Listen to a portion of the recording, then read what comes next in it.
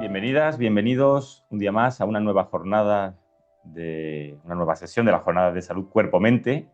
Estamos ya a puntito de finalizarlas y lo vamos a hacer por todo lo grande. Hoy es una sesión muy especial porque nos acompaña una persona maravillosa y una gran profesional. Tenemos el lujo de contar con Alba Valle. Ella es licenciada en psicología, máster en psicología clínica, especializada en terapia de aceptación y compromiso. Cuenta con formación en protocolos de mindfulness y programas para instructores. Su labor principal se centra en la formación de profesionales a los que proporciona herramientas necesarias para integrar el mindfulness y la coherencia cardíaca en sus propias disciplinas, y por ello fundó el proyecto Loca Sabiduría, donde lidera una comunidad de cientos de profesionales que ya trabajan o están aprendiendo a utilizar estos enfoques de mindfulness, meditación y respiración. Así que sin más preámbulos, damos paso a Alba. Bienvenida, muchas gracias por estar aquí. Hola, muchas gracias, Tom. Bienvenido, bueno, gracias por invitarme. Bienvenidos a todos también los que habéis hecho un huequito a esta hora de este jueves y también a los que nos vayan a ver grabados.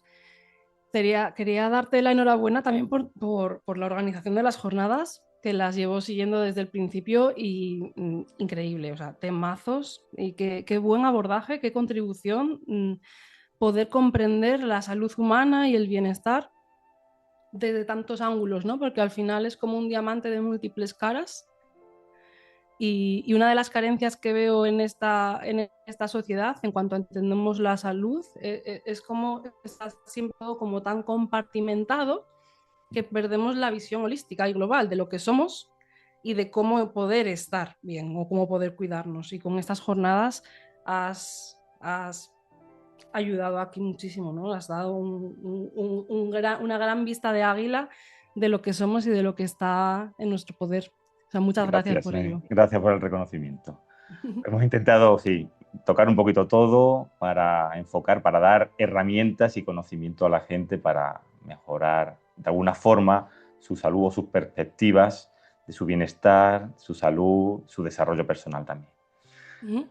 Así que bueno, digamos que este es el culmen de todo este proceso, el tenerte hoy aquí. A ver, Pues cuéntanos mira, un yo poquito. quisiera compartir un poco en mi trayectoria. Ahora compartiré unas diapositivas porque si no me enrollo demasiado.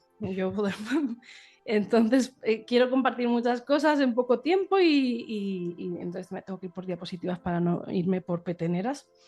Pero hoy voy a compartir un modelo que a mí me ha dado respuestas a las preguntas que yo buscaba también cuando entré en psicología. Y justamente en relación a lo que acabo de comentar, que todo se ve como tan compartimentado, nos perdemos la vista grande, ¿no? Y yo quería ser psicóloga porque quería entender al ser humano, quería entender la mente y lo que me encontré en la carrera pues era más bien un modelo médico que ha ido acabando con la visión del ser humano desde la medicina, la psiquiatría, la psicología y todo, ¿no? Todo estaba ceñido a diagnósticos, síntomas y tratamientos, pero no me estaba dando respuestas a las grandes preguntas que yo tenía en realidad. Sería muy idealista, pero bueno, la Alba hippie ya, un poco hippie de los 14, que ya buscaba sobre meditación y le interesaba el budismo, pues a mí me interesaba la vida, me interesaba por qué las personas sufren, por qué las personas son felices, de qué va la vida. Y bueno, pues no lo encontré en la carrera, seguí bueno, eterna aprendiz en esto y eterna apasionada del ser humano y de la vida. A día de hoy sigo aprendiendo y sigo nutriéndome y sigo cultivando mi perspectiva. Entonces, una de las cosas que primero me dio estas respuestas fue el enfoque de la terapia de aceptación y compromiso, porque me dio como un marco concreto para poder comprender la vida, comprender el concepto de la flexibilidad psicológica, comprender pues no solamente el concepto, sino comprender de qué se compone la flexibilidad psicológica, ¿no? Yo soy muy práctica, soy psicóloga, me he dedicado 10 años a hacer terapia, entonces las cosas tienen que estar muy aterrizadas. A la persona que se sienta delante de ti no le sirve que le sueltes la teoría o la filosofada. Entonces, en realidad lo que me dio eso fueron respuestas a cómo funcionamos las personas, cómo funcionan nuestros pensamientos, cómo funcionan nuestras emociones. De hecho, para mí fue crucial y de hecho en mi adolescencia pude comprobar que el mayor enemigo está entre las orejas, principalmente. Y hoy que puede sonar todo como ay, qué bien lo explica esta chica, qué fácil todo, ¿no? Yo sé que no es tan fácil, ¿no? Simplemente a veces es claro por dónde está el camino y es claro cómo se hace el camino, pero no significa que sea sencillo hacerlo. Significa que a veces es simple en realidad, pero requiere un compromiso y son hábitos, ¿no? Somos hábitos con patas. Entonces, yo personalmente tuve trastorno de alimentación en la adolescencia y mi mente era la mayor enemiga que tenía. Entonces, a veces no sabía cómo salir de esa guerra que tenía dentro. Entonces, sé bien también de lo que hablo porque yo misma viví, aunque hoy vaya a hablar de soltar la guerra, yo misma he vivido tanto en la guerra con mis emociones, en la guerra con mis pensamientos. Y parte de lo que voy a explicar hoy, pues es un modelo que nos ayuda a tener más claridad en cómo funciona ese mundo interno, porque constantemente estamos enfocados y hablando de lo exterior, todo el mundo exterior, pero aquí dentro hay un mundo que tiene su propio funcionamiento, sus propias reglas y que desconocemos profundamente, desconocemos incluso cómo funciona y claro, desconocemos también quiénes somos.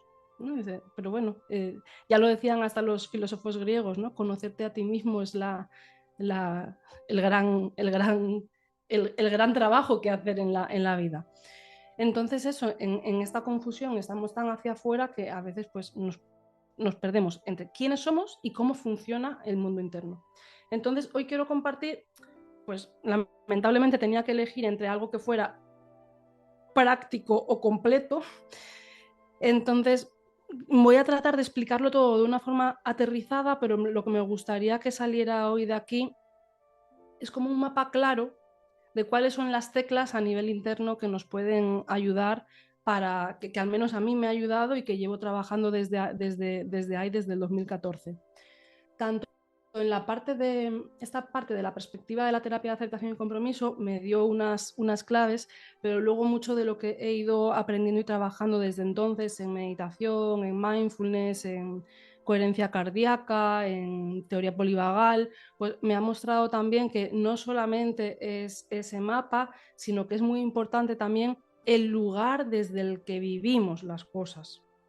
A veces estamos muy colapsados y no es tan fácil saber las cosas que tienes que, o sea, aunque sepas las cosas que tienes que hacer, a veces es como, no podemos porque estamos colapsados, ¿no? Aquí hay un cuerpo y un organismo que tiene una energía, que tiene unas vivencias y a veces estamos ahí, pues que hace falta tanto tener claridad mental como un cuerpo que pueda también lo que llamo pues, estar en coherencia, ¿no? Voy a explicar un poco más sobre esto, sobre ese mapa más de la mente y del cuerpo, pero en realidad la mente está en el cuerpo, o sea, es simplemente como para entenderlos.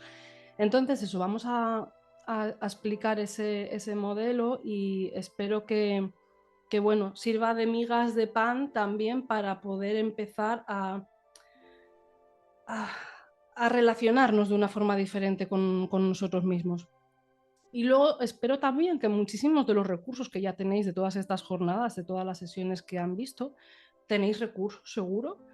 Entonces, podéis ir viendo el modelo que vamos a ver, acomodando muchos de los recursos que habéis visto y muchas de las prácticas para comprender cómo todos esos recursos os servirían para ir trabajando sobre estos pilares. Entonces, bueno, voy a compartir pantalla y vamos con ello. Venga, pues vamos a ver entonces, serían los 9 pasos para desarrollar flexibilidad psicológica y una vida plena. Vamos a hablar de meditación, microprácticas para una vida que merezca ser vivida. Ahora vamos a ir dando forma a todo esto. Lo primero, una pregunta que nos apela a todos es ¿cuántas cosas intentamos en el día a día para sentirnos bien? Si miramos todo lo que hacemos en el día a día, todo, todo, de una forma más directa o más indirecta, todo está relacionado con la búsqueda de la felicidad, del bienestar, o lo que es lo mismo también, huir del sufrimiento. Todo lo que hacemos es buscando estar bien y tratando de evitar sentirnos mal. Es el principio más básico del comportamiento humano. Todo lo que hacemos, tanto las personas como los animales, responde a ese principio. Leemos libros, apps, terapias, propósitos. Bueno, esto podrían ser diapositivas y diapositivas y diapositivas de todos los intentos. Rutinas que duraron 3 semanas, vídeos a las 2 de la mañana para tratar de calmarnos, meditación, Netflix, dulce, ayuno, vacaciones, compras, incluso los objetivos que nos ponemos, ¿no? Objetivos y objetivos y objetivos, sueños y sueños y sueños. Esto está mal, está bien, desde luego mal no está. Bien, pues depende de si nos funciona, ¿no? Pero lo que vemos es que la mayoría de esas búsquedas queda en momentos puntuales, muy efímeros.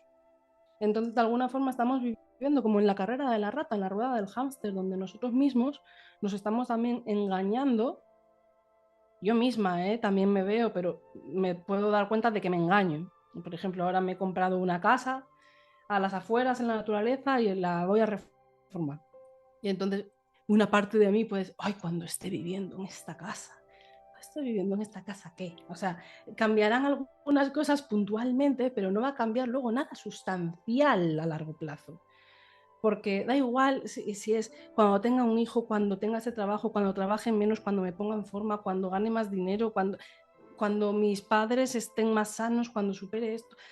Da igual, o sea, nos engañamos constantemente con condiciones que tienen que darse para estar bien, y en realidad ese bienestar luego, ¿cuánto dura?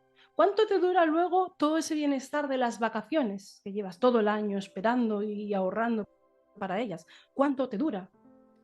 O tenías tanta ilusión de comprarte, yo qué sé, un coche, de cambiar el coche. Te compras el coche, ¿cuánto te dura el efecto? Te puede seguir gustando tu coche durante muchos años, pero son segundos que dices, oye, qué buen coche, cómo me gusta conducir este coche. Y ya está, y ya pasó. Entonces, esto es lo que en el budismo llaman la búsqueda eterna de refugios externos. Estamos buscando en cosas externas placeres y estados que son internos. Porque si no fuera, todo lo que hay fuera es constantemente, está todo cambiando. Depende de causas que no paran de cambiar. Como decía la Maole, la felicidad es un hábito mental. Es un hábito mental. No podemos estar constantemente engañándonos a que en condiciones futuras vamos a estar bien, vamos a estar mejor, y siempre es estar postergando algo que sabemos que, si miramos atrás en nuestra historia, cada vez que decíamos eso hacia algo, ha llegado y se ha ido. De hecho, por la tendencia humana, cuando conseguimos algo ya estamos casi buscando lo siguiente. Entonces, también quiero matizar aquí la palabra felicidad. La felicidad, podríamos hablar de la plenitud, ¿no? La felicidad no es estar como súper contento en cada momento, sino es sentirte bien, sentirte pleno. Y entonces, al final, si le damos una vuelta a esto, es que no podemos estar poniendo condiciones a futuro.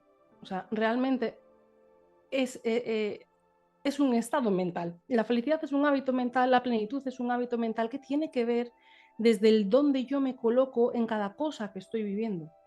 Tiene que ver en el cómo vivo, no en qué cosas voy consiguiendo.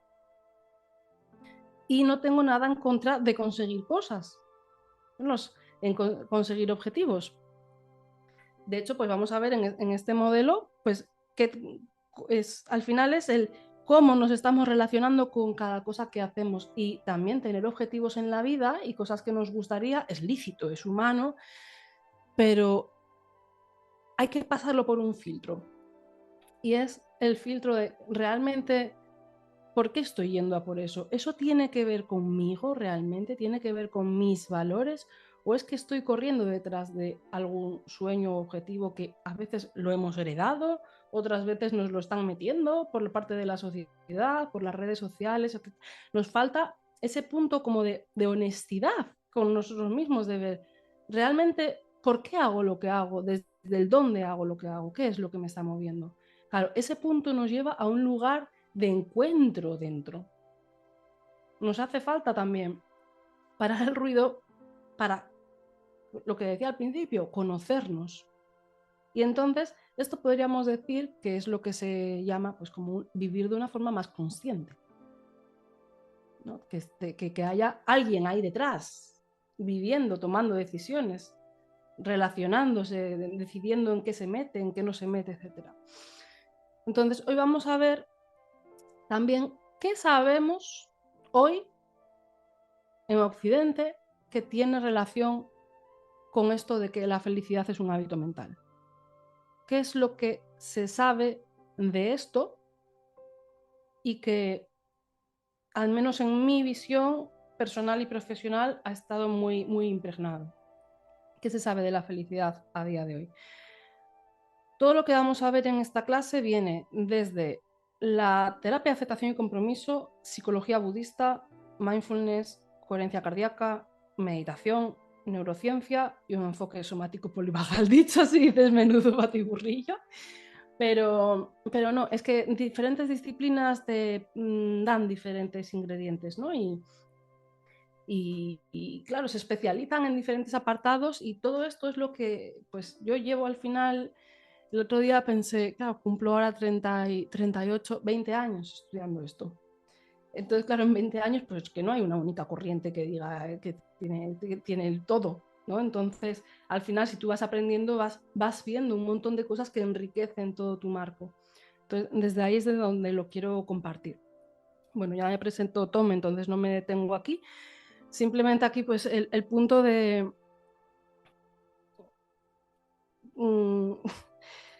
eso, de esa eterna aprendiz, básicamente, y que por eso estoy compartiendo todo esto desde estos enfoques. Una de las cosas que también me llamó mucho la atención hice un máster como de psicología desde la medicina tradicional china, y eso me permitió también tener un entendimiento del funcionamiento de la mente desde una perspectiva más amplia, en la relación mente-cuerpo, etc. Y una de las cosas que me llevo de estudiar todas estas cosas tanto tiempo es que afortunadamente todas acaban en el mismo puerto.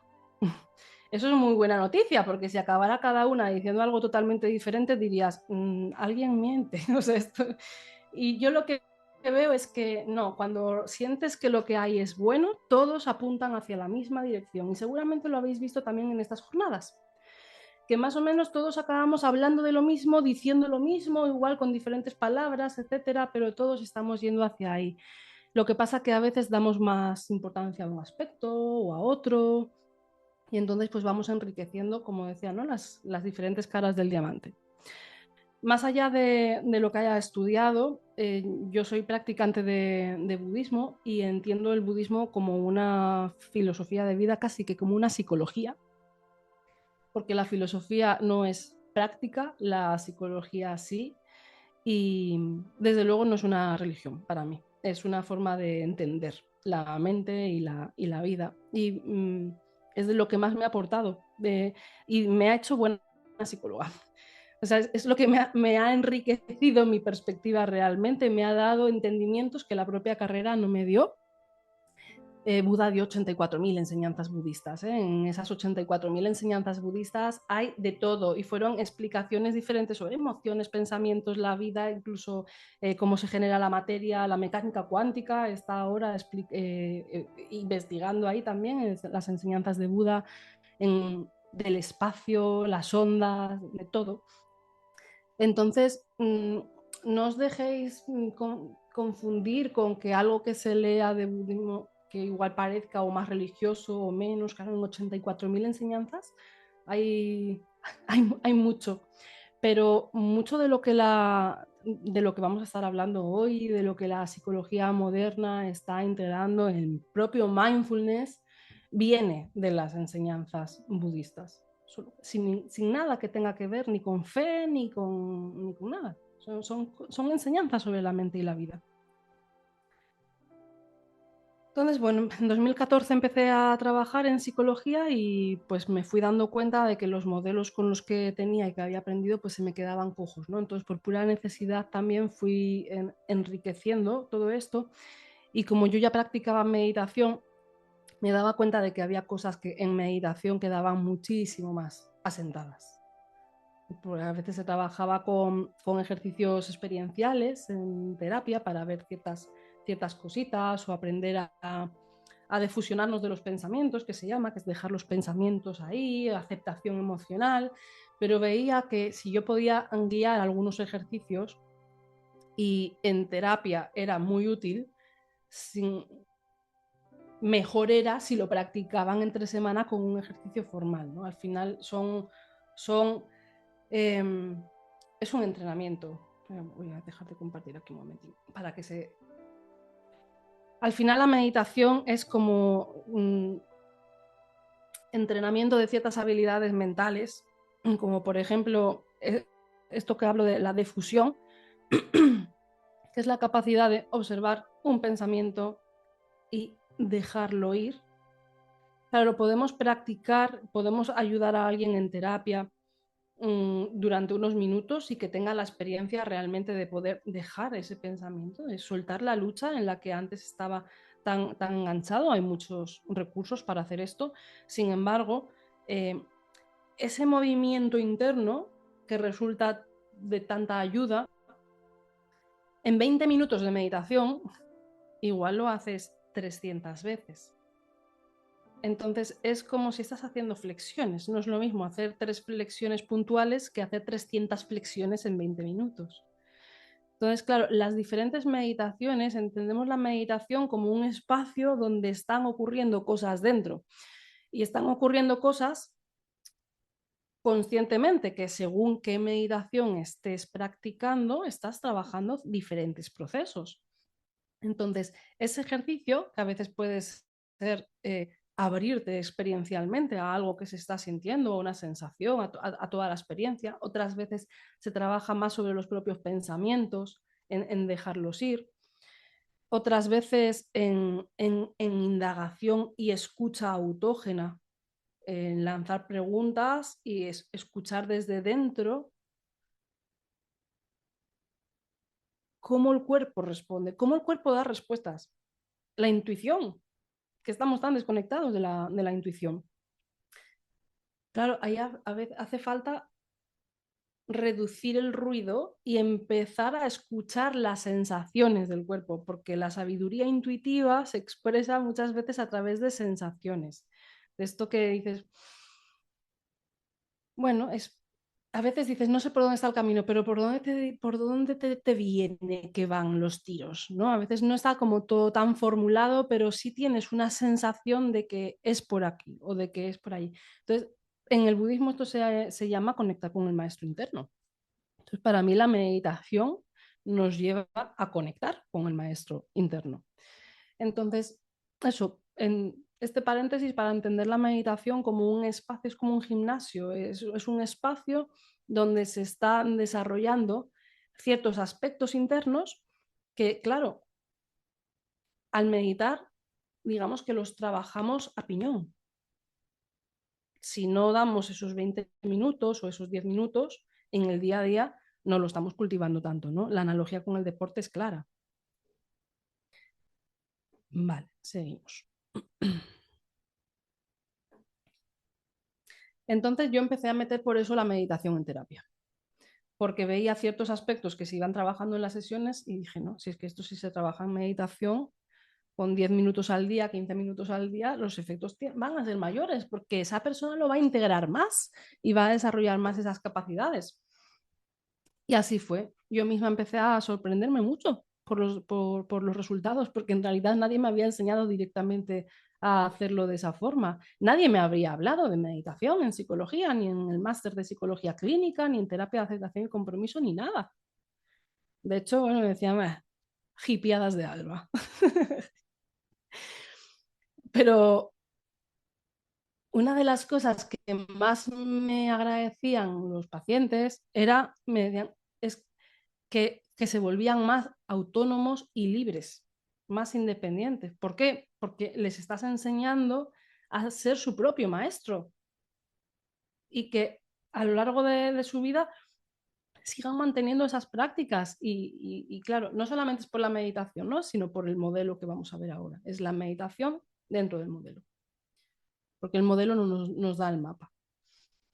Entonces, pues naturalmente, pues ¿cómo llegué yo a todos estos mundos? Pues de la terapia individual empecé a ver que había gente que quería, gente que estaba bien, y que querían empezar a meditar también, pues por puro amor al arte, pues por conocerse, por estar bien en la vida. Y entonces también dije, ¿y por qué en los centros de psicología solo nos enfocamos en las patologías? Si es de lo que me estoy quejando yo de la propia carrera. Y entonces empecé a abrir grupos de meditación terapéutica y todo fue derivando pues, en hacer más cosas también hacia el bienestar, hacia la salud, hacia el crecimiento personal y comprender ese camino donde todos somos nuestros propios maestros y que a veces lo que necesitamos es comprender y tener un camino de encontrarme quién soy y conectar con ese maestro que está dentro y pues conocernos y desde ahí ser soberanos, ¿no? De nuestro mundo interior, entender el mundo interior. Y nada, pues todo eso me fue llevando, al finalmente los alumnos me decían, ¿por qué no me formas en esto para yo darlo también en psicología, en médicos que lo han empezado a incorporar también en sus tratamientos, o profesores en las aulas? Y por eso en los últimos años estoy más dedicada especialmente también a formar a profesionales para que integren estas perspectivas. Vale, un poco esto es pues, de dónde vengo. Y de todos estos años, pues como comentaba antes, se ha ido destilando de por sí también un modelo de entendimiento. El modelo que yo buscaba, como decía al principio, esas respuestas que yo buscaba y que en parte la psicología de terapia de aceptación y compromiso me había dado, pero también el budismo me dio muchas explicaciones que remataron eso y se asentaron. Y en los últimos años eh, eh, he perfeccionado, sin quererlo, de repente, en los últimos años yo he tenido 2 hijos, así que he pasado por 2 pospartos y tengo una de 4 años y otro de 2 años y medio, así de loca estoy. Pero dije, si lo hago todo junto, antes me quedo un poco más libre. Y entonces he tenido a los dos, me he venido a vivir a Asturias, antes estaba en Granada, así que también me vine sin mi red social, todos mis amigos y toda mi vida se quedó en Granada y además emprendiendo con mi propio negocio también. Cerré el gabinete de psicología ahí en Granada. Y cuento todo esto para llevar a que en los últimos años justamente yo he podido darme cuenta cómo un organismo que esté muy saturado tiene mucha, o sea, la mente, por fuerte que estés, tiene muchísimo menos efecto. O sea, como porque me di cuenta de que yo llevo trabajándome muchísimos años y sin embargo en los últimos años fui capaz de sostenerme bien por las herramientas mentales que tenía, pero me estaba faltando algo. Y era que notaba el cuerpo un poco en colapso por teta toda la noche, noche sin dormir, crianza de dos, colegio, emprendimiento, sin amistades porque toda mi vida se había quedado en Granada y todo era estar al servicio de los niños, con mi pareja, darme el turno, ahora estás tú, ahora estoy yo, y de repente la crianza en los primeros años de vida se puede volver muy solitaria. Estás tú solo ahí con los niños y luego trabajando con el ordenador, etcétera. Entonces yo noté cómo decía, la meditación no me sirve igual. Los ejercicios experienciales, microprácticas y tal, eran como me servían para sostenerme un poco, para regularme, pero era algo como que me estoy perdiendo de mí, cada vez estaba como más en la superficie porque mi cuerpo estaba como demasiado tenso, había demasiado cortisol. Y entonces me di cuenta y empecé a trabajarlo desde otra perspectiva conmigo misma y a buscar tratar de ayudar a que el cuerpo pudiera aflojar, porque me di cuenta de, claro, de alguna forma es como un estrés constante, ¿no? Donde estás, y hay etapas de nuestra vida donde estamos dando mucho esfuerzo, oposiciones, por ejemplo, podrían ser otro ejemplo donde ocurren estos efectos, o cuando estamos cuidando a alguien, a nuestros padres, que claro, hay momentos de la vida que te aprietan y entonces uno puede tener recursos, pero eso no hace que la situación deje de estar agotando a ese organismo y a ese sistema nervioso. Y en esos puntos hay unos factores que son muy importantes. Es ayudarnos a trabajar desde la coherencia, ayudar a aflojar el cuerpo, a regular realmente el organismo. Es como tener recursos mentales o tener fortaleza mental, está bien, pero realmente necesitamos también ayudar a que el cuerpo suelte, se regule, afloje. Y es una de las cosas que también pues, voy a compartir ahora con el término de coherencia. Y personalmente es de lo que más me ayudó. O sea, todo lo que yo sabía hasta el momento estaba bien, pero se estaba quedando en la cabeza. Y era como que el cuerpo no lo podía sentir. Y ha sido este punto también de aflojar, ayudar al cuerpo a que se abriera realmente. Y es a través bueno, de ciertas prácticas y sobre todo de ciertos enfoques y cierta actitud que normalmente se pasa por alto. Entonces vamos a construir todo esto desde un entendimiento de base y la primera es lo que decía, ¿qué es lo que se sabe a día de hoy? ¿Qué es lo que se sabe que tiene que ver con esto de lo que estaba hablando, de que el bienestar o la felicidad es un hábito? La primera es el término de la flexibilidad psicológica, que es lo contrario de la rigidez psicológica. Vale. Las investigaciones de las últimas décadas han visto que la mayor parte del sufrimiento psicológico humano no viene tanto de lo que se piensa o de lo que se siente, o sea, de los pensamientos o sensaciones que surgen ante un evento determinado, que es lo que se llama sufrimiento primario en el budismo, sino de cómo nos relacionamos con las cosas que pensamos y sentimos, generalmente en nuestro apego, en nuestra tendencia humana a buscar sentirnos bien y a evitar sentirnos mal, pues entramos en bucles de lucha y generamos mucho sufrimiento secundario. Es como que hay una parte de sufrimiento primario, que es lo que te viene inherentemente ante las cosas que te ocurren, pero luego hay una enorme dosis de sufrimiento secundario que nos generamos. Y esto que se genera o no se genera tiene que ver con la flexibilidad psicológica que tenemos las personas. A más flexibilidad psicológica tenemos, menos sufrimiento secundario generamos. Y vamos a ver ahora en qué consiste, ¿no? Pero esto es lo que la psicología ha estado también estudiando y demostrando en las últimas décadas. Y se ha visto como la flexibilidad psicológica es el ingrediente más predictor de salud mental en las personas y de prevención de problemas psicológicos. Podríamos entender como flexibilidad psicológica la capacidad que tenemos de estar ante las circunstancias que nos surgen, que nos generan ciertas experiencias, pero aún así no quedarme atascada en ellas, poder reconducir, ¿no? Es como un junco, el viento tira hacia un lugar, pero no lo dobla y el junco vuelve a su lugar original, que es nuestro lugar de regulación, de dirección en nuestra vida.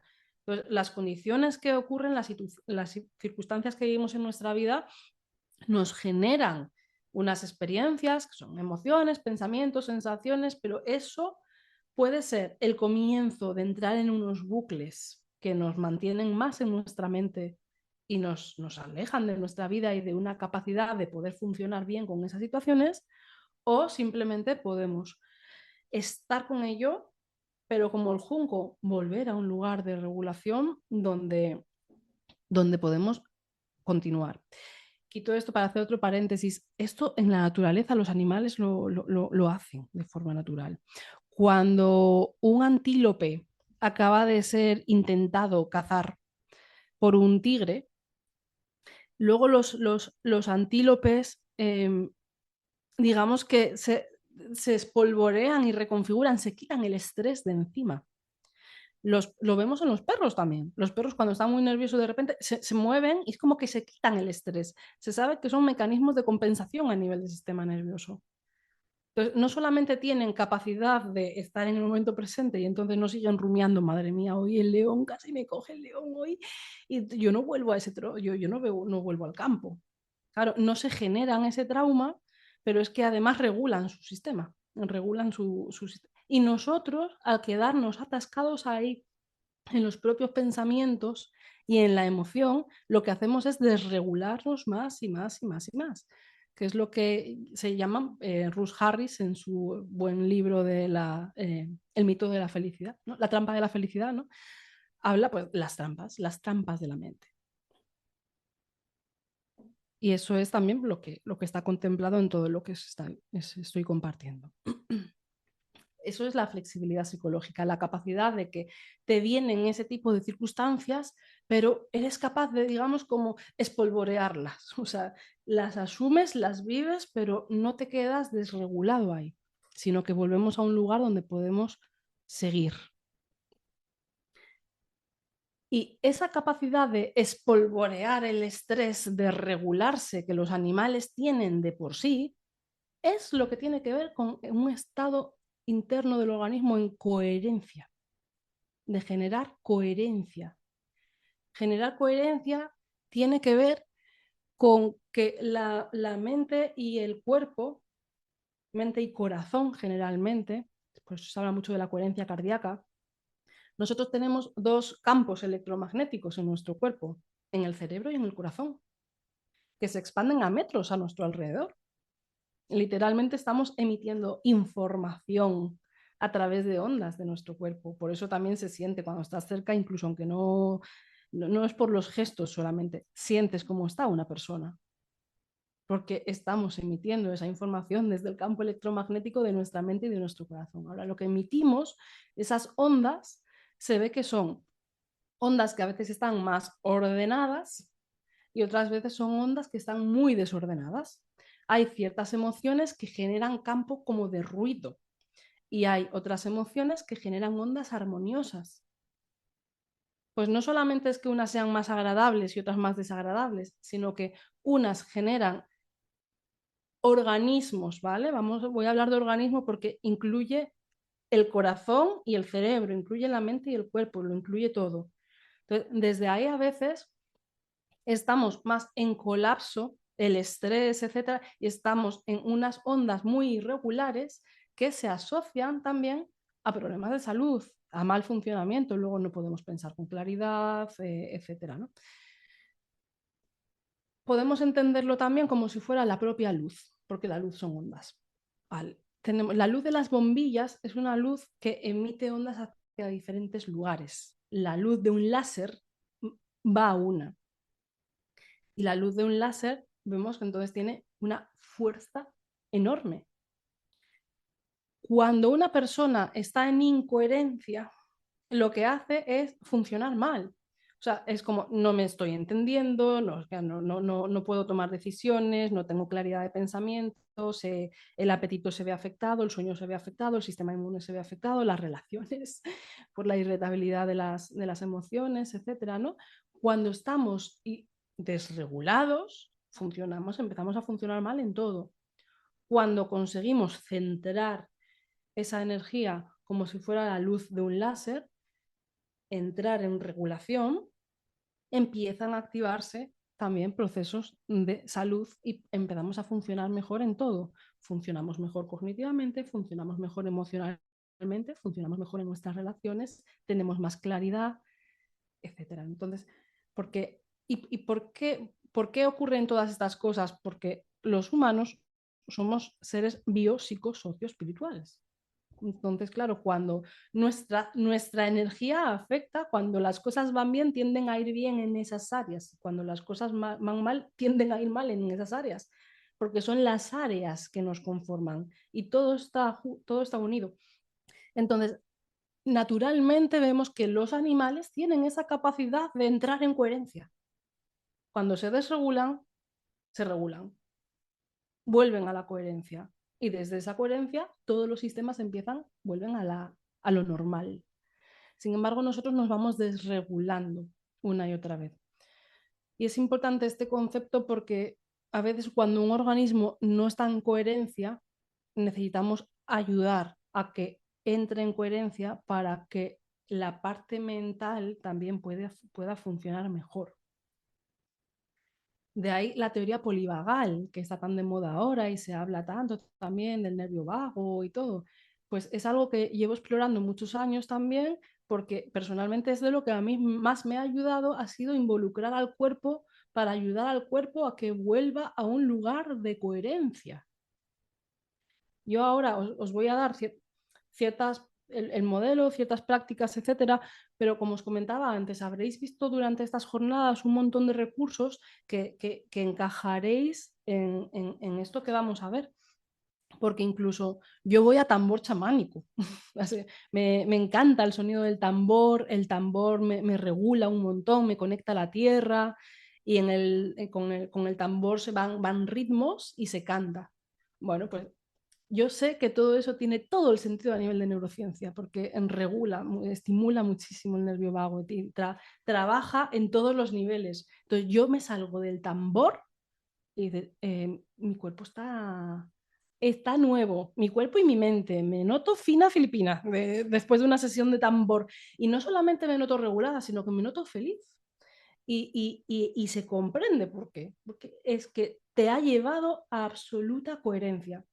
De hecho, se sabe cómo cantar estimula el nervio vago, bueno, los ritmos, etcétera, ¿no? Por eso digo que incluso cosas que yo soy de meditación, pero cosas que no tienen nada que ver con meditación se entiende cuando comprendemos esto. La importancia de la flexibilidad psicológica versus la rigidez y generar estados de coherencia, donde toda mi energía funciona en una misma dirección. ¿Se entiende esto? Cuando estudié esto al certificarme en coherencia cardíaca, me lo explicaban como los piragüistas, ¿no? Por si no se entiende tanto lo de la luz y láser. Imaginaros en esas piraguas de competición donde hay no sé cuántos remando a la vez, que va tan rápido. Imaginaros si cada uno va a diferente ritmo. La piragua empieza a dar vueltas sobre sí misma o iría muy mal. Sin embargo, cuando todos funcionan en una misma dirección, es impresionante lo rápido que van. Entonces ocurre lo mismo con nuestro sistema. Es como de alguna forma cuando estamos desregulados, nuestro funcionamiento está cada uno yendo hacia un lado diferente. Esto es lo que significa emitir como esas ondas irregulares. Si somos capaces de parar y centrar, unificar, generar coherencia, entonces todo nuestro sistema empieza a funcionar a una. Vale, entonces vamos a ver estos 9 pasos de la flexibilidad psicológica desde un organismo en coherencia, generada desde un organismo más en coherencia. Vale, serían estos. Vamos a verlos ahora parte por parte. Pero por un lado estaría la capacidad de vivir más en el momento presente, no tanto en el pasado o futuro. Esto es imprescindible. O sea, la presencia es imprescindible, porque si no estaríamos constantemente yéndonos a lo que no fue en el pasado, o sea, rumiaciones sobre el pasado o a posibles peligros que podrían venir en el futuro o futurizables de todo tipo, ¿no? Hay gente que es más de deseo, yo por ejemplo soy más de deseo y me empiezo a engancharme en cosas que me harían ilusión que ocurrieran, pero estoy desde ahí, tengo que bajarme, ¿no? De todas formas, por supervivencia, las personas tenemos tendencia a irnos hacia lo negativo. Entonces, vemos más los posibles problemas que pueden venir por el futuro o cosas que ocurrieron. Entonces, el cultivo de la presencia es un antídoto fundamental porque solo desde ahí somos capaces de regularnos, de volver a ese lugar donde podemos responder mejor ante las situaciones que ocurren, poder acceder a esa sabiduría interior, tomar decisiones con más claridad, etcétera. No tomar decisiones desde nuestro propio estado emocional. Entonces, la parte de la presencia. Importante en la presencia también es cultivar la quietud. La quietud nos ayuda a permanecer ahí sin tener que estar respondiendo ante las cosas que vienen. No solamente soy consciente, sino que me permito estar en paz, en quietud. El arte de no responder, sino simplemente estar con. Y eso nos ayuda, pues cultiva también la ecuanimidad, o sea, la capacidad de decir, no puedo estar con esto. No tengo por qué estar yéndome corriendo a quitar y traer. Volvemos a estar en esa carrera de la rata. Una cosa que yo repito en todas las meditaciones, nada que traer, nada que quitar. En este momento estamos aquí. Nada que traer, nada que quitar. Date vacaciones mentales unos minutos de no tener que hacer nada con el contenido que está viniendo.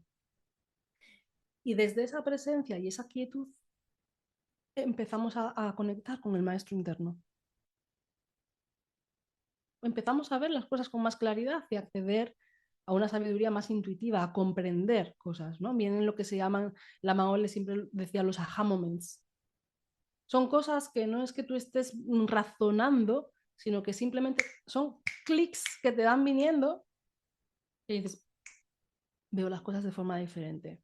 O me acabo de dar cuenta de algo, ¿no? Son como momentos ajá, que vienen cuando la mente está clara.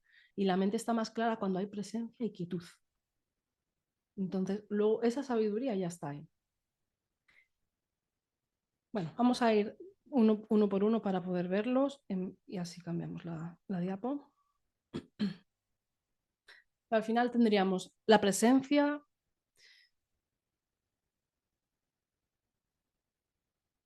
Aquí esto me lo cambiaron. Trabajamos desde 3 niveles. El yo que ve es lo que acabamos de ver. El yo que ve necesita presencia, quietud. Y entonces surge también esa sabiduría intuitiva, conectamos con ese maestro interno. Vemos cosas porque al final ya lo sabemos, ya lo dice el refranero, es que las respuestas están dentro de uno. La mayoría de las veces no necesitamos a nadie que nos diga cosas que ya lo sabemos, ¿no? Muchas veces ya sabemos por dónde va el camino, simplemente necesitamos reducir el ruido y abrir un espacio para poder usar eso que ya sabemos o acceder a ello. El yo que siente. El yo que ve nos abre la puerta a poder gestionar de una forma diferente las cosas que ocurren y cómo las sentimos, porque sin presencia y sin quietud, pues no puedo gestionar mejor unas emociones que no estoy ni siquiera siendo consciente de que están presentes. Tengo que pararme y darme cuenta. Muchas veces se dice, mindfulness es un ejercicio de darse cuenta. Por eso a veces lo llaman como un recurso de entrenamiento de la atención. Es darme cuenta, cerrar los ojos, darme cuenta de lo que está ocurriendo en mi mundo interno. Darme cuenta con quietud, con espacio. Porque algunos me dirán, no, Alba, si yo me doy cuenta. Si yo me doy cuenta, vaya, si me doy cuenta. Sí, ya te estás dando cuenta, pero estás enganchadísimo totalmente. Entonces hay que darse cuenta y generar espacio. Entonces desde ese espacio puedo empezar a responder de una forma diferente a lo que estoy viendo. Y entonces eso tiene que ver con el yo que siente. Porque, ¿qué veo? Dentro hay pensamientos, emociones y sensaciones que muchas veces ocurren a unos ritmos y uno va dando lugar a otro y nos montamos muchas marañas sin querer. Entonces, en esa presencia y en ese espacio empezamos a darnos cuenta de todo esto y aquí viene el cómo empiezo, cómo me relaciono con lo que está ocurriendo dentro de mí. Aquí están los ejercicios de fusión cognitiva que se usan tanto en terapia y que en realidad la meditación es un entrenamiento de difusión cognitiva. Es identificar pensamientos y aprender a dejarlos. Y algo que a veces cuesta comprender, pero que no somos nuestros pensamientos, que no somos los pensamientos. Igual para las personas que nos estén escuchando esto ya es muy obvio, si están un poco en esto, pues se habla mucho, pero es que realmente la mayoría de las personas no son conscientes de que los pensamientos son a la mente de la misma forma que los sonidos son a los oídos. Son simplemente los oídos perciben sonidos y la mente genera pensamientos con la misma naturalidad que el mar genera olas. Pero yo no soy mis pensamientos. Los pensamientos son un estímulo, un elemento dentro de una experiencia que está constantemente cambiando. De hecho, si yo fuera mis pensamientos, ¿cuáles de ellos son? Si cada vez pienso una cosa diferente, porque pensamos según nos sentimos. Que también a día de hoy se dice mucho, según piensas, sientes, y según sientes, haces, ¿no? Ese ABC súper rígido y encima que es falso. Porque por supuesto lo que piensas genera emociones, pero lo que sientes genera pensamientos. Y se sabe que pensamos las cosas según nos estamos sintiendo, porque hay una coherencia interna operando también, y cuando nos sentimos bien, esto lo puede ver cualquiera, cuando nos sentimos bien, una misma situación la interpretas de una forma diferente, te vienen pensamientos de una forma diferente, porque tiene que ver cómo los pensamientos que nos vienen tienen que ver con el estado de nuestro organismo. En donde la difusión, en el yo que siente, para trabajar cómo funcionamos con nuestra experiencia, hay 3 aspectos importantes: la capacidad de dejar ir los pensamientos y no identificarnos con ellos. La segunda, la capacidad de permitir en este momento que lo que se siente sea. Y matizo esta frase de permitir en este momento, porque muchas veces cuando se habla de aceptación, la gente piensa que es aceptar una situación y no hacer nada. No, significa que estoy permitiéndome en este momento, permito esto que estoy sintiendo y ya veré luego qué hago con ello. Pero en este momento no me pierdo en una lucha contra mis emociones, que se sabe que tenemos las de perder porque nos estamos enganchando ahí de más, y es todo el sufrimiento secundario que encima no es necesario ni útil, porque en el momento en el que acepto, me libero. Ya no tengo que estar perdiendo toda mi energía en una lucha. Acepto y después gano ese espacio. Desde ese espacio puedo ver entonces qué es lo más útil o qué es lo más sabio en esta situación a medio y largo plazo, ¿no? Muchas veces también se habla de mindfulness como un entrenamiento de responder en vez de reaccionar. ¿Vale? Pues para responder a esta situación, en vez de reaccionar, necesito necesito un espacio, es volver a coger el volante. Si estoy peleándome, no tengo el volante.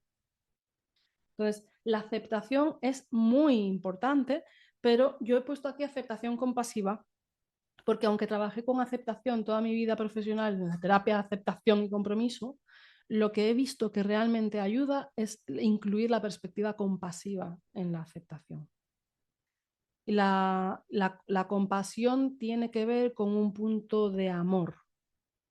De hecho, la compasión y el amor son las 2 caras de la misma moneda en el budismo. Voy a dejar de compartirlo para explicar un momentín aquí. El amor es el deseo de que tú o el otro sea feliz y la disposición de ayudar a que sea. Y la compasión es el deseo de liberarse del sufrimiento y la motivación para ayudar a liberarse de ese sufrimiento. Cuando se trabaja la aceptación de una forma estoica, queda en algo mental. Es como que, vale, acepto y ya está, ¿no? Es como, ya está, pues ala, pues me jodo, ¿no? Es como algo totalmente mental, pero tú puedes estar diciéndolo y el cuerpo no lo está sintiendo. Cuando se trabaja desde un enfoque compasivo, el enfoque compasivo hacia un momento difícil tiene que ver con ser capaz de acompañarte y de sostenerte, de respetarte, de respetar tu tiempo, de respetar tus procesos, de acompañarte con cariño, justamente porque te está doliendo. Cuando lo estás pasando mal por algo, por lo que sea, ¿eh? Tenemos muchos momentos de malestar a lo largo del día. Simplemente el estar súper estresado, tener mucha prisa aquí, sentir que no tuve la conversación como la tenía que haber tenido, lo que sea, ¿no? Son momentos que de repente la mente nos trae pum y nos surge malestar. Ahí, tener el chip de ser buena persona contigo mismo. Es que al final es eso. Ser una buena compañía contigo mismo. La gente tiene miedo de ser bueno consigo mismo por si acaso se va a abandonar y a dejar y ya va a ser un desecho. ¿no? Porque me lo dicen muchas veces, no es que si soy buena conmigo, luego me descontrolo. Y no, al contrario, o sea, ser buenos con nosotros mismos, también conseguir cosas en nuestra vida o cuidarnos, conseguir objetivos que sean importantes para nosotros, es también un acto de amor hacia nosotros mismos, ¿no? Es cuidarnos y respetarnos. Entonces, cuando lo estamos pasando mal,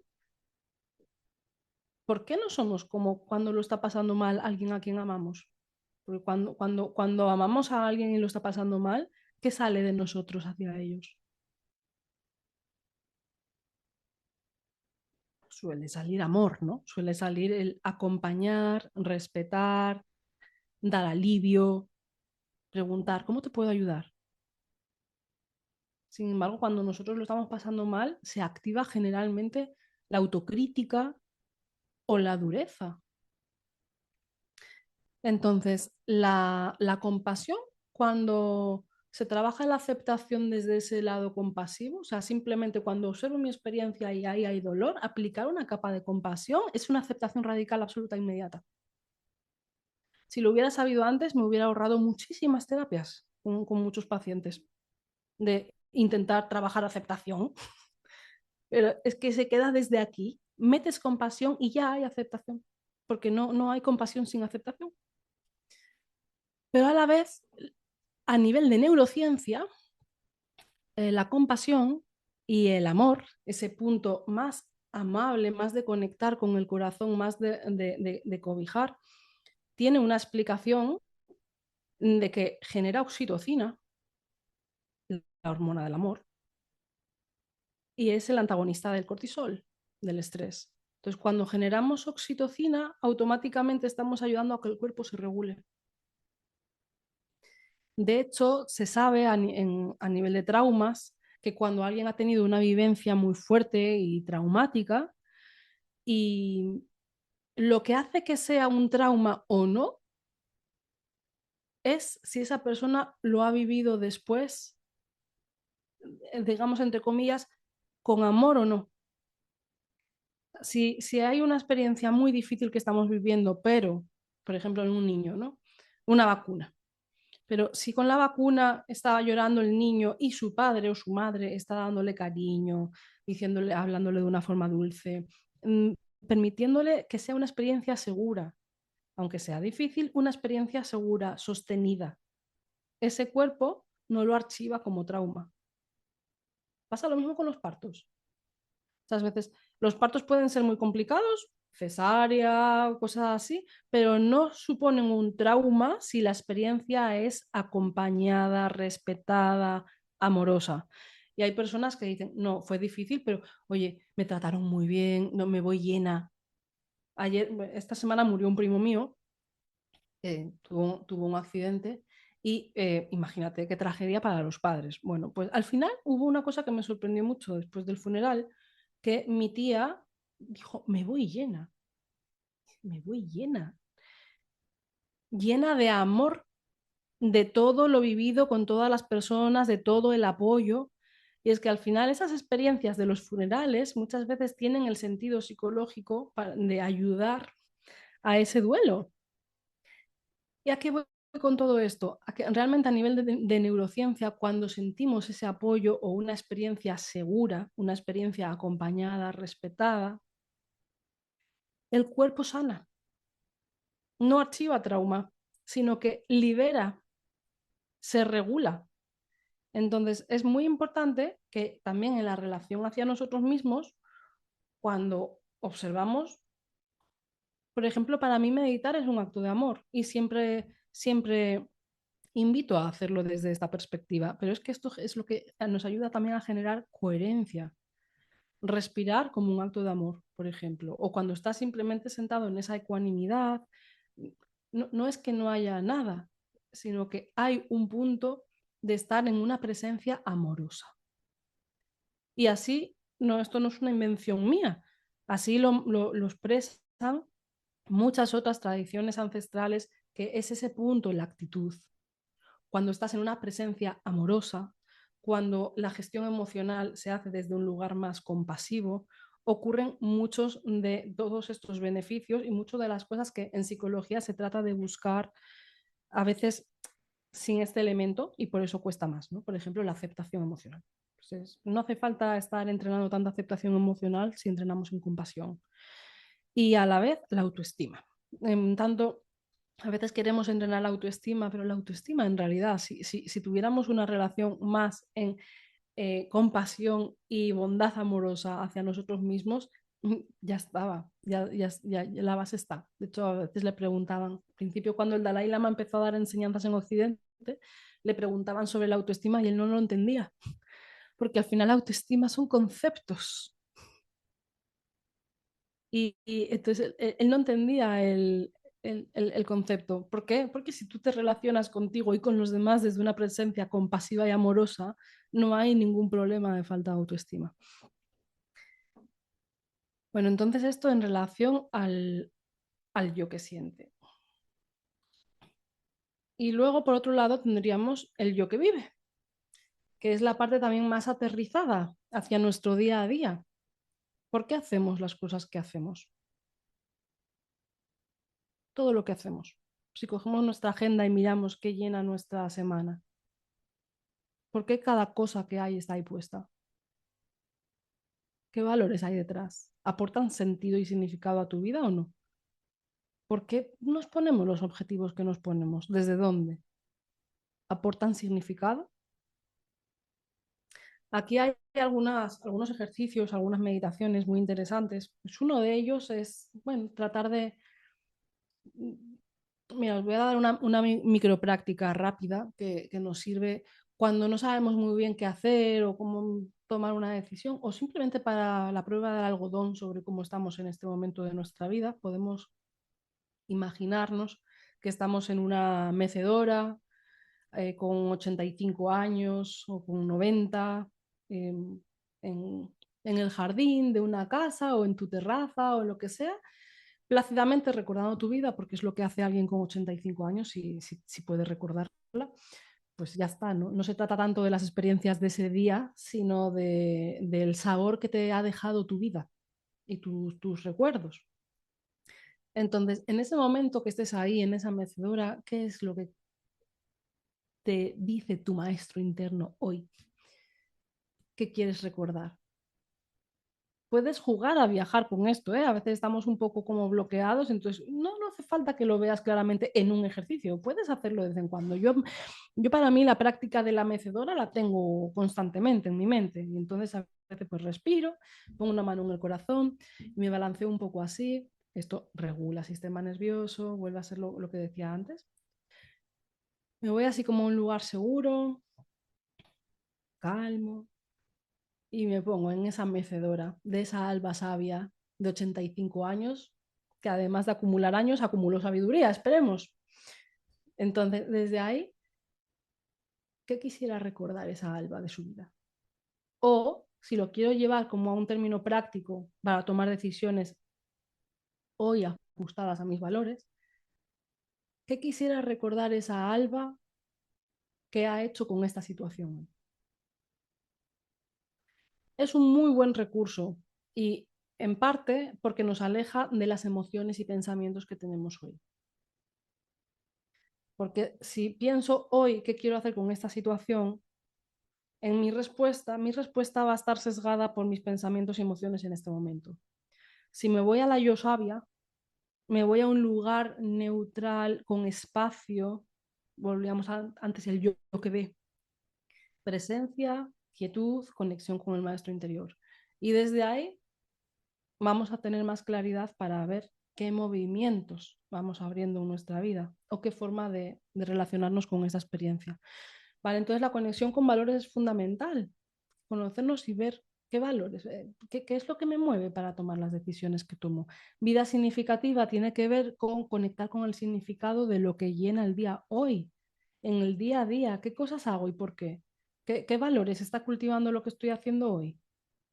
A veces hacemos cosas ya que son valiosas y son significativas, pero no nos damos cuenta. No se trata a veces de hacer más, se trata de valorar lo que ya se está haciendo, el valor de lo que ya aporta lo que ya tenemos. Al final, estos dos apartados tienen mucho sentido porque a veces la gente piensa, ¿para qué medito?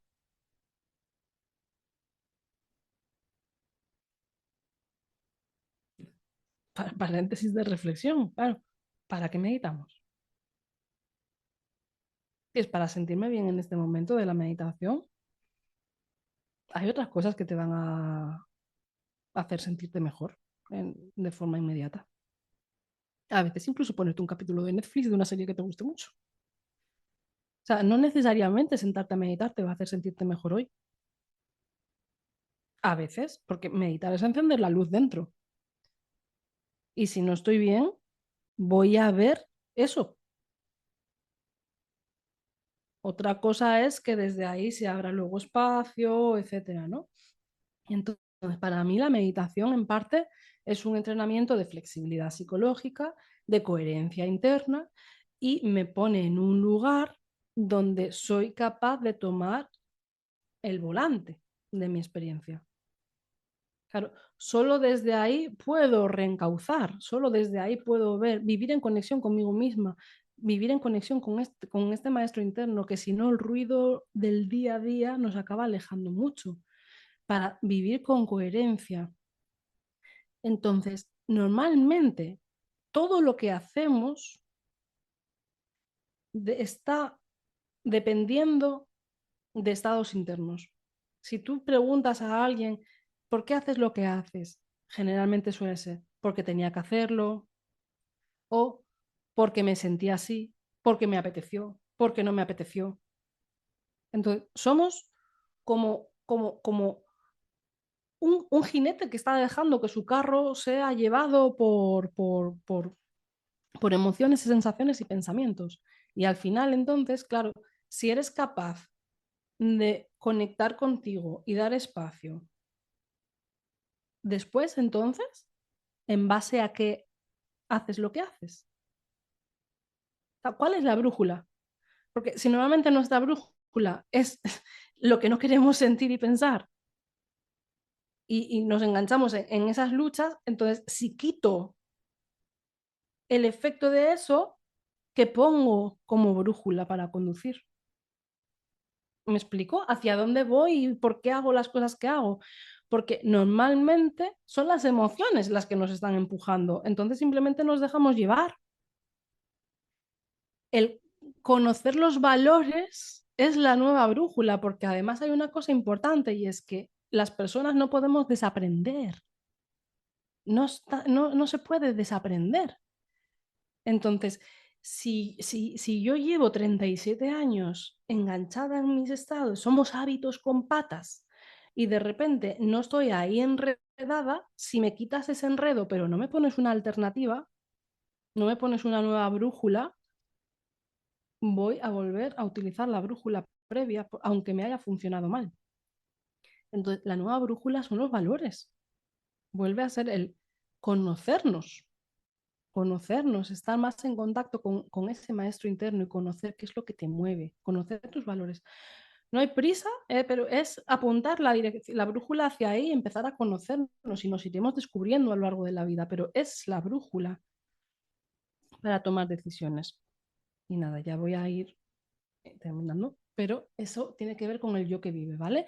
Y hasta aquí un poco todo esto era lo que es un modelo que está muy demostrado, de hecho tiene su fundamento en el Exaflex de la terapia de aceptación y compromiso, solo que está trabajado más desde una visión que ayuda a generar esa coherencia interna, el enfoque en compasión y el enfoque en trabajar desde un lugar de seguridad y que todo esto se trabaja desde la meditación.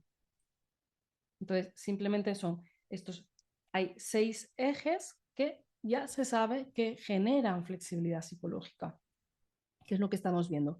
Y luego todo eso te ayuda a tener más resiliencia, más flexibilidad psicológica, etcétera.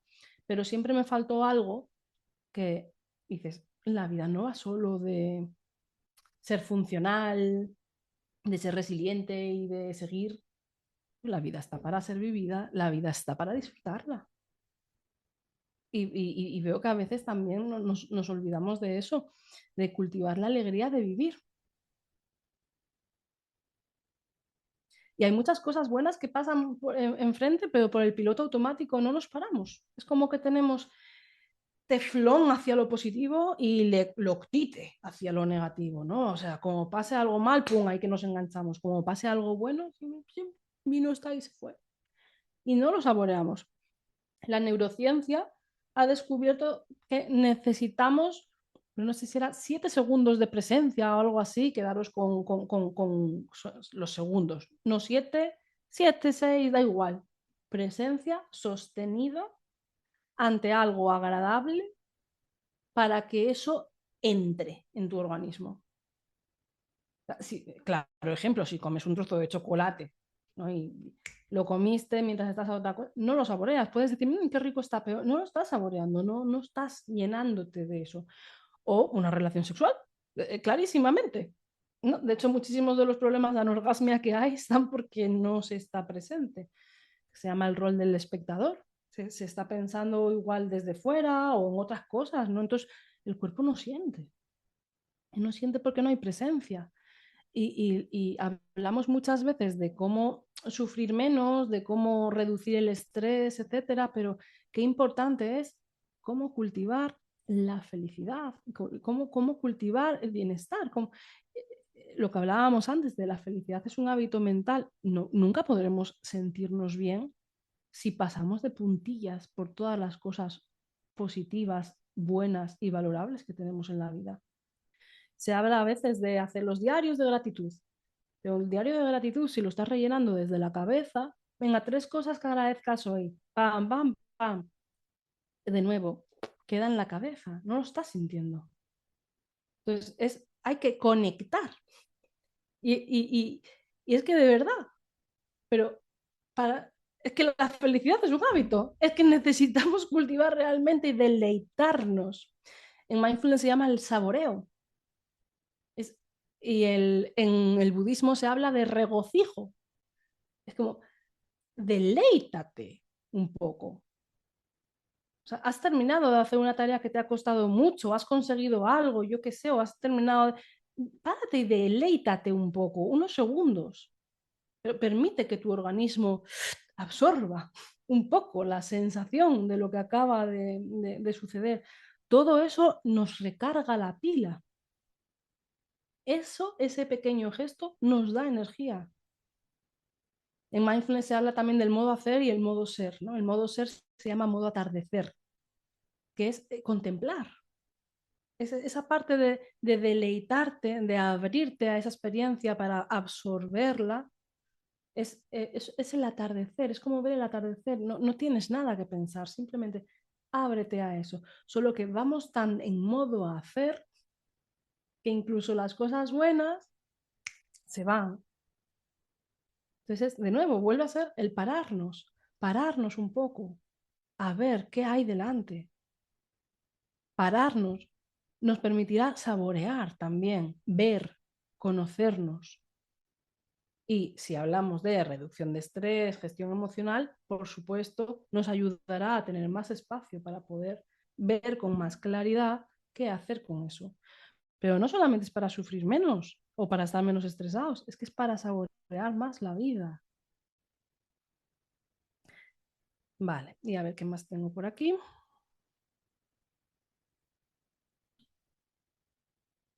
Vale, y al final, pues todos estos puntos, pero como dije, o explico el modelo o lo hago más práctico, pero si lo hago práctico solo puedo ir por uno de los puntos o por 2 o por 3. Entonces hoy quería compartiros el modelo, que nos sirva un poco para entender al final qué es lo que tendríamos que prestar atención, ¿no? Para cultivar esos diferentes aspectos hay lo que se llama en el budismo medios hábiles, upayas. ¿Qué son los medios hábiles? Medios que nos ayudan a conectar con la experiencia de eso. Algunos medios hábiles con los que yo trabajo son meditaciones, respiraciones. A veces hay respiraciones de 2 o 3 minutos que nos ayudan a trabajar esos puntos. Ejercicios escritos. journaling, que está tan de moda ahora. Hay ejercicios de indagación, ejercicios de escritura automática también, que ayudan a mover cosas y a ver, a descubrir valores, un montón de cosas, incluso a quietud mental. Una de las cosas que he descubierto en este último tiempo también, cuando tenía mucho cansancio, mucho ruido, que me sentaba a meditar y digo, madre, no me estoy enterando de nada. Estoy en pañales como si nunca hubiera meditado. Y era claro de cómo estaba el cuerpo y de cómo estaba la mente ahí. Y entonces dije, empecé a decir, voy a escupir todo lo que tengo en la cabeza antes de sentarme, aunque sea 5 minutos o 10 minutos. Y entonces, y después me sentaba y dices, vale, ahora sí. La mente tenía que descargar eso. Entonces son medios hábiles que ayudan a reducir el ruido o recursos experienciales, que hay varios. En estas jornadas habéis visto varias. El chikun, deporte, otras muchas cosas. Al final son medios hábiles. Pero esta charla va a quedar grabada. Si vuelves a verla con más calma, puedes ir viendo por cada uno de los puntos de qué medios hábiles dispones en tu vida que puedan ayudarte a esos aspectos. Y en la medida en que vayamos atendiendo un poco estos 9 factores, naturalmente nos vamos a sentir mejor. Porque la flexibilidad psicológica en este sentido no es que haya que entrenarla, es que surge sola cuando estas cositas empiezan a tener presencia. Y no son cosas que haya que hacer de más, no son actividades nuevas, porque siempre tienen que ver con el cómo vivo lo que estoy viviendo, no qué más hago, sino cómo lo vivo. En todo caso, al principio puedo prestar más atención para cultivar un poco eso, ser más consciente, claro, tenemos que desarrollar ser conscientes para hacer eso, pero al final se integra como forma de vivir. Y para que todos estos pilares funcionen, como yo lo suelo trabajar, también como me lo enseñó un maestro, la Maole Nidal, son 3 pilares: la meditación, la visión y la acción. Hay personas que meditan desde hace mucho tiempo y en algunas personas no se nota absolutamente nada. ¿No? Y dices, ¿por qué? Es que igual estás meditando simplemente, pero no hay, no se extrapola nada después ni a cómo vives, ni te vas por los mismos hábitos mentales después de la meditación.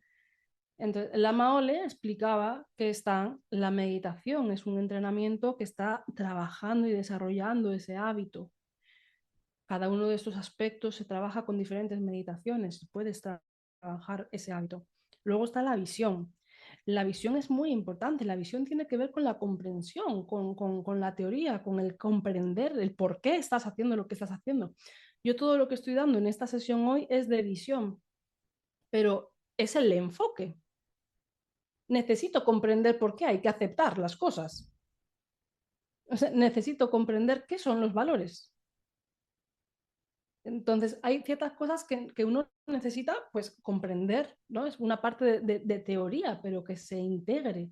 Eso es la visión. Y es lo que va cambiando mi actitud, el cómo percibo, el cómo entiendo las cosas, cómo vivo la vida. Entonces, en las sesiones de mindfulness, en los programas, por ejemplo, siempre hay una parte de meditación y una parte de visión, y las dos están relacionadas. No es que hable de una cosa y se medite otra. Se da en las sesiones planteamos cuál es el objetivo de esta sesión, ¿no? La persona que lo desarrolla, pues, quiero trabajar, yo qué sé, aceptación emocional, ¿vale? Vamos desde ahí, hay una parte de visión, la meditación lo entrena y luego la acción son las pequeñas cosas de cómo esto me lo voy a llevar a mi vida diaria. Por ejemplo, darme cuenta a lo largo del día, hacer pequeñas paradas y darme cuenta de cuando estoy como en lucha o si soy capaz en ese momento de decir, vale, estoy aquí, aquí está esto, no tengo nada que traer, nada que quitar en este momento. Son pequeñas acciones o conectar con el valor de las acciones o ese ejercicio de la mecedora que compartí antes. Eso es acción. Son microprácticas para el día a día que me recuerdan, que ponen en acción la visión.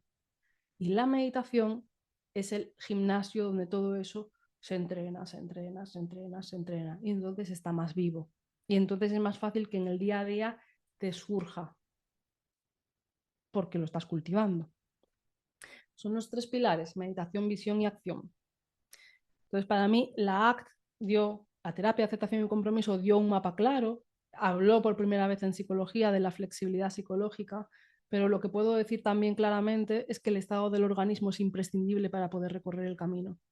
Si no, a veces los valores se convierten en más cosas que hacer, la aceptación en un concepto, y estamos siguiendo desde la cabeza. O sea, es importante cómo se siente el cuerpo y la mente que lo está haciendo, el estado de coherencia. Y además, que no todo es ser funcional y seguir hacia tus valores. No todo es ser un junco donde, que se tumba y que vuelve y sigue. ¿No? No vivamos como autómatas, que la vida está para ser vivida, para ser saboreada. Es paradójico, pero es que una de las cosas que más tenemos que cultivar es eso, el recrearnos también. Y qué cosa, que nos viene la objeción de sentirnos tontos. A veces nos sentimos tontos cuando uno está ahí como saboreando, recreándose un poco más, ¿no? De hecho, yo lo he visto con mis padres y con la familia de mi marido. De repente, cuando uno está ahí como poniéndole energía también a algún momento, es como, bueno, ya, no te vengas tan, venga, sigue, ¿no? Recreémonos que ese momento de saborear, si sientes tu cuerpo antes y después, verás que te ha recargado de la pila, que te ha dado energía. Y tiene sentido, y a nivel de coherencia cardíaca y neurociencia se sabe como el corazón, cuando el corazón conecta con la gratitud, con la satisfacción, con el amor, pero eso, con la conexión, cuando nos sentimos conectados con las otras personas, conectados con la naturaleza, ese tipo de emociones cambian la energía de todo el cuerpo, cambia el campo electromagnético del corazón. Hay ciertas emociones, digamos, que es que recargan la pila, igual que hay ciertas emociones que nos tiran abajo. Y lo podemos sentir todos clarísimamente. Entonces, cuidemos esa energía también de, oye, a veces toca estar con lo que se está sintiendo, pero otras veces toca saborear lo que, lo que está ahí delante también disponible para ti. Y nada, pues comentar que he hablado mucho, he querido compartir este modelo que para mí pues es también una destilación de toda mi experiencia y de lo que yo misma entiendo y practico, y a veces hay momentos donde te enfocas más en un factor, otros en otro, pero creo que cada uno vea un poco también, ¿no? Pues cómo bajas esto a tu vida, porque realmente, aunque ahora mismo lo haya explicado, pues esto no es una filosofía ni nada, en realidad todo es aplicable, todo es aplicable. De hecho, bueno, este es el planteamiento que yo tengo cuando yo diseño una experiencia de meditación o un programa o lo que sea, siempre va a través de estos puntos. Eso a mí me hace mucha gracia cuando alguien piensa, no, si mindfulness es esto como pues esto, lo que me explicó la matrona para parir, de respirar y ya está. Y oh, imaginaros con lo que acabo de explicar, que se piensa, madre, qué forma de tirar a la basura. Claro, es que la ignorancia es muy atrevida. También es verdad que no todos darán el mismo mindfulness, ¿no? Esto es yo desde mi experiencia, desde mi modelo al final. Esto que os acabo de explicar es el modelo que he creado, que he llamado ENEACOR, que son los 9 puntos trabajados desde un lugar de coherencia. Y por cierto, ese lugar de coherencia, que es un lugar seguro, más enfoque en compasión, es lo que previene de la retraumatización, que a veces se habla de personas que han meditado y se han sentido peor, etcétera. Porque como digo, meditar es encender la luz y a veces lo que ves es lo que hay o lo que sale de tu experiencia previa que requiere, te está pidiendo ser reintegrado. Entonces, eso no significa que te esté yendo mal la meditación, significa que se están activando procesos, además buenos, importantes, o sea, procesos de reintegración. Hemos barrido debajo de la alfombra y sale lo que está ahí muchas veces. La importancia de hacerlo desde un lugar seguro, donde el organismo se sienta capaz de ir reintegrando y pues con una persona que sepa un poco lo que está, los botones que está tocando en ti, ¿no? Y nada, meditación, visión y acción es importante también porque a veces la gente dice, no, yo medito con la app, pero no noto ningún cambio. Meditación, visión y acción son los tres pilares para que todo esto se integre como una forma de vivir. Y nada, sí que como no he metido prácticas, pues contaros. A ver, tengo meditaciones en YouTube gratuitas. Doy contenido también en Instagram, aunque no tanto como me gustaría porque no tengo mucho tiempo para más. También tengo una newsletter donde comparto emails, reflexiones. Tenemos un Substack de Loca Sabiduría, donde todos los viernes ponemos un artículo, pero a nivel de prácticas estarían las prácticas de YouTube, o si no, lo más completo que os puedo dar es que hay un entrenamiento de 51 días de este modelo, con prácticas diarias guiadas y en una comunidad. Lo tenemos en School y nos permite la plataforma dar 7 días gratuitos. No hay ningún tipo de compromiso tampoco de permanencia ni nada. Después se puede pagar mensualmente o anualmente. Hay más cosas además de ese entrenamiento.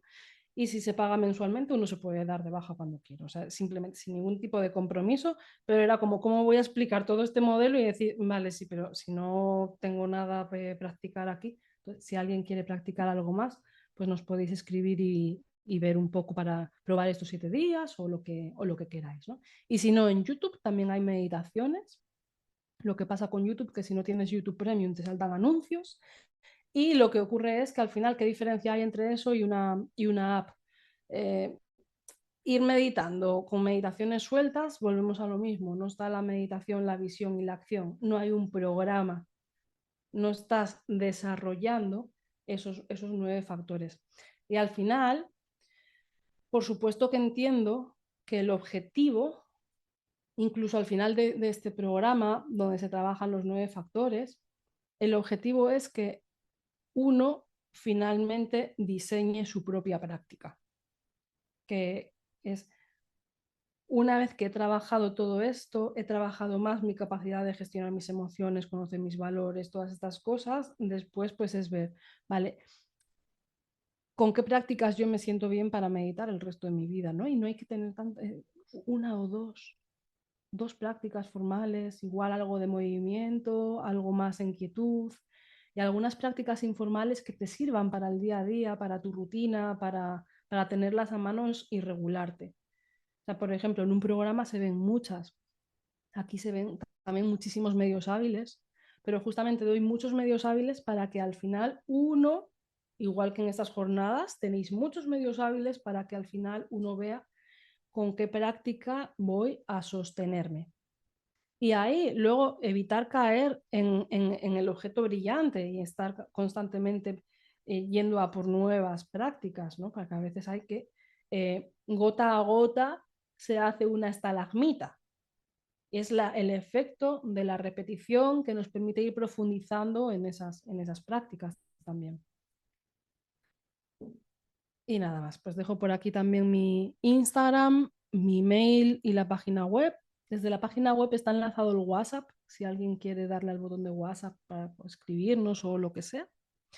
Y si alguien que esté en directo tiene alguna pregunta, puedo responderlas ahora, o si alguien que vea la grabación quiere escribir, pues también estará bien.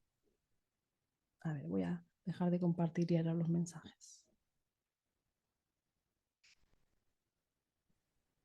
Perfecto. Bueno, pues si queréis aprovechar ahora un minutito antes de despedirnos de Alba, o si no, no os preocupéis porque os pasaré todos sus contactos. Y bueno, maravillosa la presentación, la clase magistral, se nota de lejos la profundidad, la experiencia que, que tiene Alba en este campo. Mira, Mariela, muchísimas gracias. Alba, después de escucharte estoy lista para saborear el día. Pues a por ello, Diana. Claro que Desde sí. luego que sí, A eso está. eso es. Bien, y lo dicho, Os pasaré todo el contacto de Alba, de Loca Sabiduría, para que la tengáis ahí siempre presente. A ver, pregunta. En una crisis de pánico, ¿qué recomiendas? Bueno, es algo muy particular, muy concreto. Muy Como intenso y, psicóloga, como instructora, ¿cómo lo vas a responder? claro, una crisis de pánico es algo muy concreto, intenso y clínico. En una crisis de pánico está más bien en juego todo el de entrenamiento previo. Claro, es como muchas veces me preguntan, claro, yo pongo el ejemplo de el río y la cascada, ¿no? En lo que estamos entrenando aquí, por ejemplo, en todo lo que he hablado es la capacidad de ir conociéndonos, ir viendo los disparadores. Entonces, antes de caer por la cascada, se va sintiendo el río como coge toda la potencia. Entonces, cuanto más nos acerquemos a la cascada, más difícil es salir del río.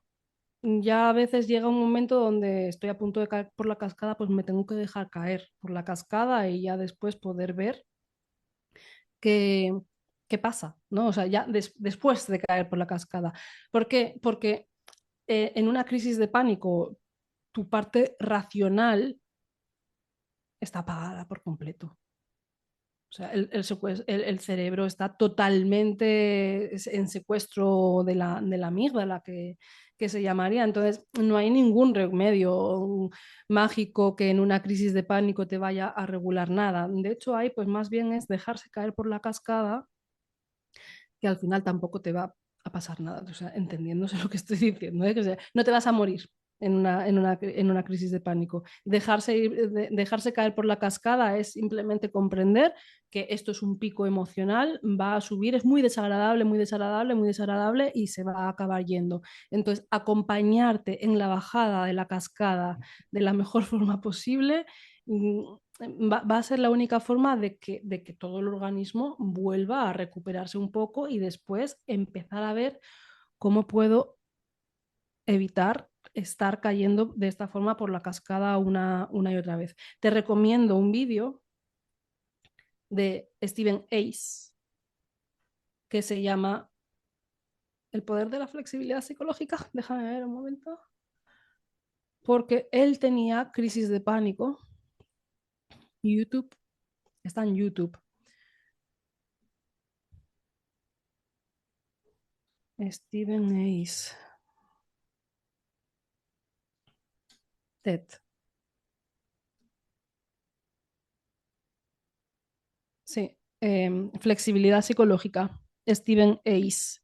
Stephen Ayes, con H. Charla TED. Escúchala, te va a ayudar. Te va a ayudar. Porque aunque yo diga ahora lo de dejarse caer por la cascada, es como... escucha a Stephen Ace, él habla también de su propia vivencia atravesando sus crisis de pánico. Muchas de las cosas que acabo de explicar vienen de la terapia de aceptación y compromiso que él fundó. Y él lo fundó después de estar muchos años con crisis de pánico, pero también haber ido a la India, empezar a ver todo el tema de cómo se entienden las emociones, la mente allí y la meditación. Y entonces él mismo dijo, es que a veces es comprender que no va a pasar nada, aunque parezca horrible, son pensamientos, emociones y sensaciones, nada más. Horribles y difíciles, pero no va a pasar nada. Entonces es conectar con ese lugar de ahí detrás y estar dispuesto, ¿no? Ruth Harris dice, estar dispuesto. A veces la palabra aceptación tiene otras connotaciones, entonces, porque te iba a decir confiar en que eso, pero confiar igual decía, pues no confío, vale, no te obligues a confiar, estar dispuesto. En los momentos difíciles, la palabra igual más adecuada es estar dispuesta a sentir lo que estoy sintiendo en este momento y sé que se va a pasar.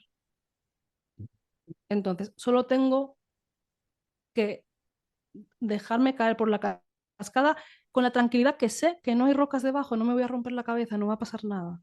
Solo es un momento muy desagradable. Y cuando pase,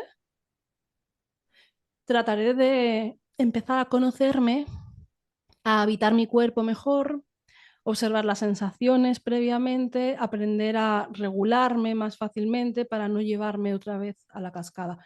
que no se sale de esto a la primera y volverán cascadas, ¿no? Pero también en parte, en la medida en que pierdas el miedo a caer por la cascada, habrá menos cascadas. La ansiedad se mantiene del miedo a la ansiedad.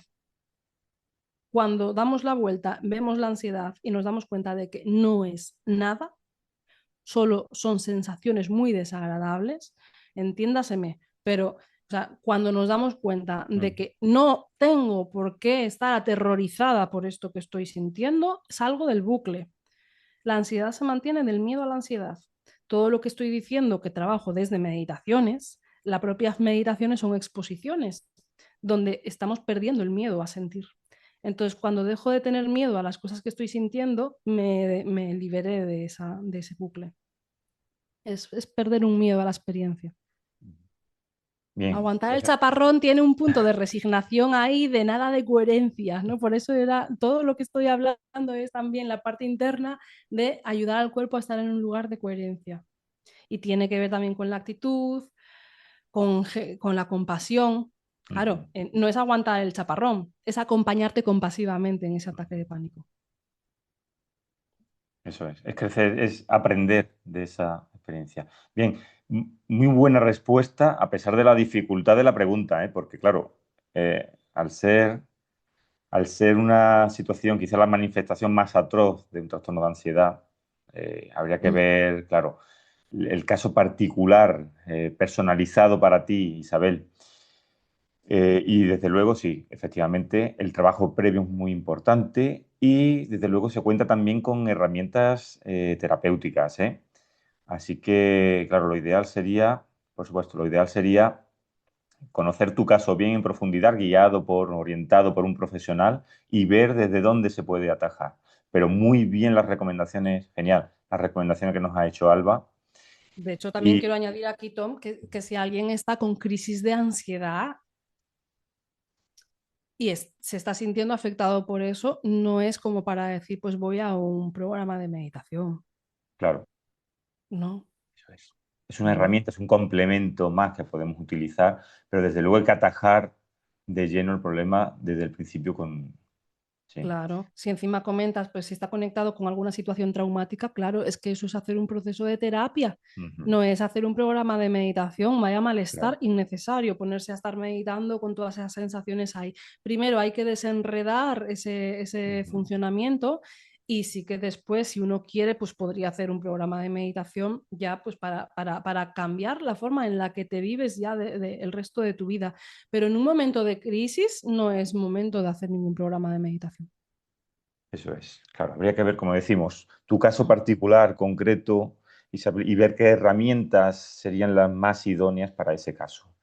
Desde luego hemos trabajado también a lo largo de estas jornadas muchas herramientas que se pueden incorporar a tu rutina de regulación, de control de la activación psicofisiológica, todas esas herramientas pues también puede ayudar. Pero claro, como decimos, hay que ver tu caso concreto para poder abordarlo desde mm, la mejor posición posible. Un libro muy interesante sobre la ansiedad, por ejemplo, también, me recomiendo algunos libros. Aprender Bien. de la ansiedad. Aprender Mm, de la ansiedad de un psicólogo, no me acuerdo cómo se llamaba. A ver, pero bueno, Aprender de la buscamos. ansiedad, muy bueno. A ver cómo me viene. Pedro Moreno. Sí, sí, sí. Explica por cada tema diferentes manifestaciones de la ansiedad, pero lo explica también un poquito como desde esta perspectiva. Y muy bien, de perder el miedo a la ansiedad. Y luego también un libro muy bueno, un poco más desde este lugar más interno, los libros de Tara Brach, el de Aceptación Radical y Refugio Verdadero, buenísimos. Vamos a ver aquí. Nach. Genial, pues bien, no queremos abusar tampoco demasiado de Alba, que ya ha sido lo suficientemente generosa por estar aquí. Gracias por compartir todo esto, Alba.